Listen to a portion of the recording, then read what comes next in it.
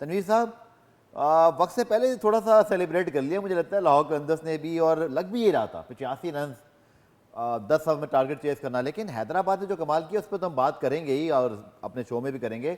But Lahore की कमी क्या रह गई इस सीज़न के अंदर? एक ऐसी टीम जो डिफेंडिंग चैंपियन थी, जिनका स्टार्ट हुआ तो लग रहा था बहुत स्ट्रॉन्ग टीम है, लेकिन बीच में कहीं ये रास्ता भूल गए। क्या हुआ इनके साथ? देखिए, मुझे ऐसा लगता है कि वो जो 2 मैच जो फ़खर जमान नहीं खेला ना, बॉल टेम्परिंग वाला वहाँ बॉल टेम्परिंग के वाले इशू में, उसमें जो है उसके बाद जो इनका काम ख़राब हो गया। और आपने देखा उस टाइम ये हारे भी मैचेस। सही। और हमने यही हमेशा देखा है कि जब भी बड़ा टोटल चेस करना होता है उसमें फ़खर जमान रन्स करते हैं तो लाहौर कलंदर की टीम जीतती है, ठीक है ना। इवन अगर हम पाकिस्तान टीम की भी बात करें, फ़खर जमान कुछ ना कुछ करता था सर्किल में तो पाकिस्तान टीम को बड़ा फ़ायदा होता था, क्योंकि वो ऐसा इम्पैक्ट डाल के चला जाता था 6 ओवर्स के अंदर, तो ऐसे लगता था मैच अब अपने हाथ में आ गया। ठीक है। एक ये रीज़न है। कभी मुझे ऐसा लगा कि नईम को रेस्ट करवा रहे हैं, कभी फारूक को लेके आ रहे हैं, कभी किसको लेके आ रहे हैं, कभी शाहीन कुछ एक आध 2 मैच में ऊपर चला गया, ठीक है, सिकंदर रजा को नीचे भेज दिया। बॉलिंग पे जाऊंगा क्योंकि आपने जिक्र किया फखर का जो मसला पाकिस्तान टीम में वही लाहौर कलंदर का नजर आया। इस बार सिकंदर रजा वो परफॉर्मेंस नहीं दे सके बैटिंग में जो उन्होंने लास्ट ईयर दी थी और चैंपियन बनवाया था, जो पाकिस्तान के मिडल ऑर्डर में मसला है। लाहौर का मिडल ऑर्डर आपको वीक लगा, चूंकि डेविड वीजा जिस तरह के रन्स करते थे या जिस तरह सिकंदर रजा था, इस बार लगा ऐसे कि अगर फखर ने ज़्यादा कुछ किया वहाँ तो मैच ये जीतते गए, बट उसके अलावा इतनी कोई डीप जाकर रन्स नहीं बने। ये कमी आपने भी नोट की। और आपने लास्ट सीजन में आपने देखा भी होगा कि अब्दुल्ला शफीक भी बड़े रन्स करते थे जी, लेकिन इस सीजन में वो भी रन्स नहीं किए। फिर एक टाइम पे हमने देखा वर्ल्ड डूसन भी इनके साथ खेले हैं, उसने भी जो है वो रन्स किए हैं। तो मिडल ऑर्डर जो है इनका बड़ा जो है वो स्ट्रांग होता था। और जिस टाइम अगर मुझे याद है सैम बिलिंग भी इनके साथ खेले हैं, ठीक है ना, तो इनका जो मिडल ऑर्डर था बड़ा स्ट्रांग था। उसके साथ जब आपको याद होगा राशिद थे, तो ये सब थे, सिकंदर रजा की अगर आप बात करते हैं ना, अगर हम सिर्फ सिकंदर रजा की बात करें तो सिकंदर रजा अकेले ऐसा बॉलर नहीं है वो जितवा सकता है। बैटिंग की बात कर बैटिंग की नहीं, बैटिंग के साथ मैं बॉलिंग में एज ऑलराउंडर की मैं बात कर रहा हूँ, ठीक है। आप सिकंदर रजा की अगर बैटिंग की भी बात कर लेते तो बहुत कम ऐसा होगा कि किसी ने कुछ नहीं किया, सिकंदर रजा ने आके नीचे से रन कर दिया,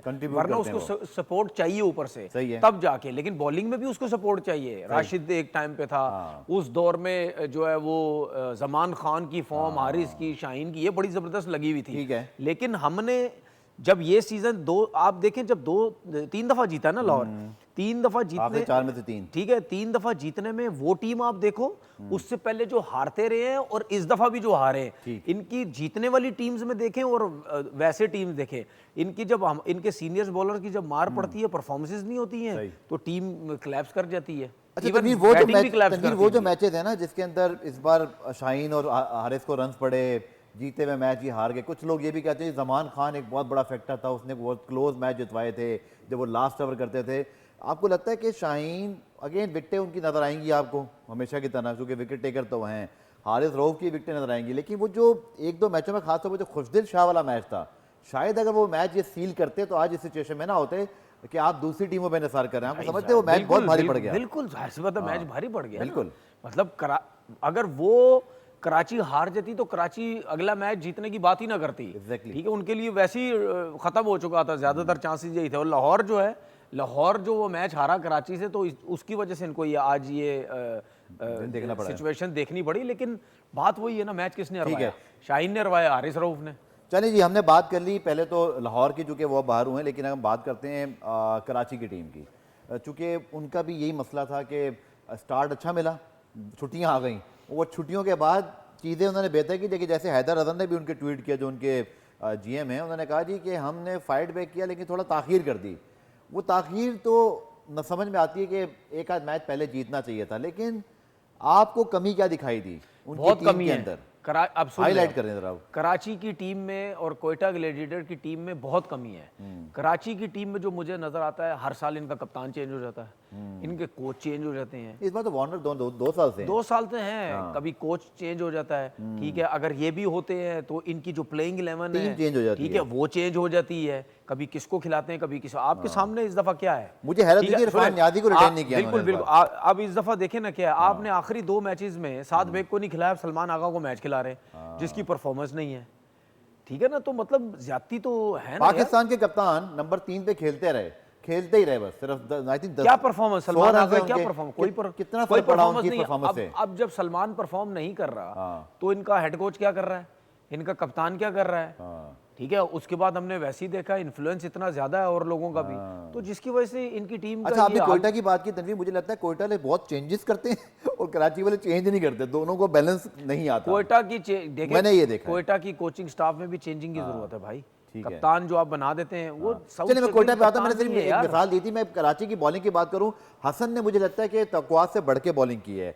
शुरू के मैचेस में भी कहीं आके बीच में भी जाके उसने जान मारी, और लेकिन एडम जंपा जो 3-4 मैच नहीं खेले, मुझे ये बताया गया तनवीर, किसी ने मतलब मुझे ये कहा कि वो मुकम्मल फिट नहीं थे, बट ऑफिशियली कहीं डिस्क्लोज नहीं हुआ। एडम जंपा बैठा रहा और उसके बारे में कोई ऐसी अपडेट मुझे नहीं पता थी ऑफिशियली, मैंने सिर्फ पूछा तो बताया कि जी वो पूरी तरह फिट नहीं है। आपने किससे पूछा? मैंने कराची किंग में ही पूछा, लेकिन ऑफिशियली क्यों नहीं तो जब ऑफिशियली डिस्क्लोज क्यों नहीं हुआ? मैं यही बात कर रहा हूँ, जब आपने कुछ कराची के लोगों से जब आपने पूछा, उन्होंने आपको बता दिया, लेकिन उन्होंने ऑफिशियली अनाउंस नहीं किया। जी बिल्कुल, ऑफिशियली यानी क्यों नहीं बोला भाई?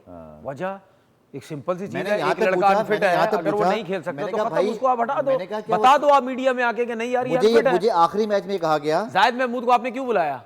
कि इसीलिए जंपा बुलाया, कवर होगा, हाँ। इसीलिए बुलाया ना कि यार उसको कोई प्रॉब्लम होगी, इसीलिए आपने जाहिद महमूद को बुलाया। सही। तो फिर ऑफिशियली अनाउंस कर दें। तो इनकी टीम में प्रॉब्लम्स रहे हैं यार। कराची की बात करें, कभी सात बैग ओपन कर लेता है, कभी सात बैग नीचे चला जाता है, कभी वार्नर घूमने फिरने चले जाते हैं, वो मैच नहीं खेलते। जैसन रॉय, देखिए जैसन रॉय जो है ना, जैसन रॉय जब आए अभी बीच में, उन्होंने जब ज्वाइन किया है, पहले मैच से जरूरत थी, बिल्कुल जो पहले मैच से जरूरत थी वो उस तरीके से जो है वो कराची का सफर इसलिए दोस्तों मेरे ख्याल में ज्यादा उनको फील हो रहा हो कराची वालों को। हम भी कराची में रहते हैं, क्योंकि स्टार्ट अच्छा मिल गया था, लेकिन यही इसीलिए लीग बड़ी खतरनाक है कि इसमें 3 मैच जीत के भी कभी आपको छुट्टियां नहीं देनी चाहिए। ये कराची को याद रहेगा। कोयटा ग्लेडिएटर्स 7 सीजन में तनवीर साहब 5वीं मरतबा प्लेऑफ में नहीं पहुंचे।